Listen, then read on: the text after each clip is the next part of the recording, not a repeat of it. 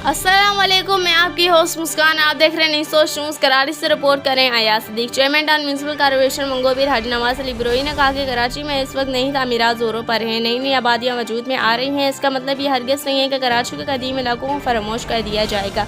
इन्हें इनके तकद्दुस के मुताबिक दूर हाजिर की सहूलियात से आरास्ता किया जा रहा है और आइंदा भी किया जाएगा। मंगोपीर कराची का एक कदीम इलाका है जिनमें से कई इलाकों की तारीख सैकड़ों साल पर मुहैत है। हुकूमत सिंध के ज़ेर सरपरस्ती तमाम ही इदारे सूबे के मफाद में काम कर रहे हैं, जिनके नतायज हालिया दिनों में नज़र आएंगे। इस वक्त इन इलाकों में सड़कों और सीवरेज का काम हो रहा है।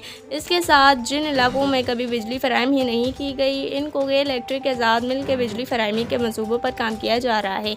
इन ख्यालात का इजहार उन्होंने गुलशन तौहीद UC1 माही गाड़ी और अब्दुल्ला रिंग गोट में जारी कामों का मुआयना करते हुए किया। इनके हमरा म्यूनसिपल कमिश्नर आगा खलीक, अरकान कौंसिल, UC कौंसलर मोअज़्ज़िनीन इलाका भी शरीक थे।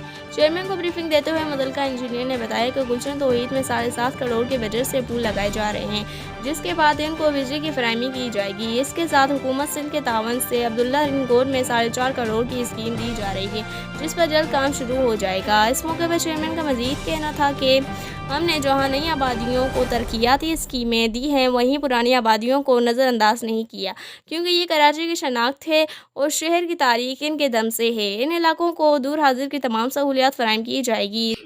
बिस्मिल्लाहिर्रहमानिर्रहीम।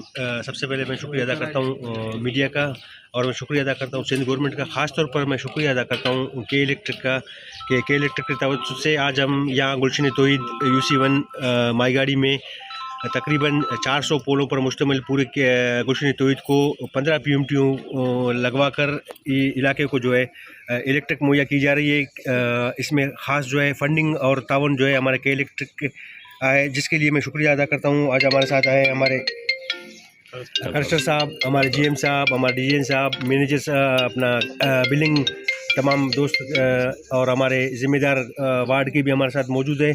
तो इसके साथ साथ फिर हम कोशिश करेंगे कि अपने बकाया जो इलाका जो हमारे बाकी हैं, जहाँ इलेक्ट्रिक की सहूलत मुहैया नहीं है, वो भी हमने रिक्वेस्ट की है। फिर आज मैं लाइव रिक्वेस्ट करूँगा कलेक्टर साहब से कि वो इलाकों को भी जो है इलेक्ट्रिक मुहैया करके हमारे आवाम को सुख सांस लेने का मौका दिएगा। इस वीडियो को लाइक करें, हमारे चैनल को सब्सक्राइब करें और बेल आइकन जरूर प्रेस करें हमारी न्यू वीडियो सबसे पहले देखने के लिए।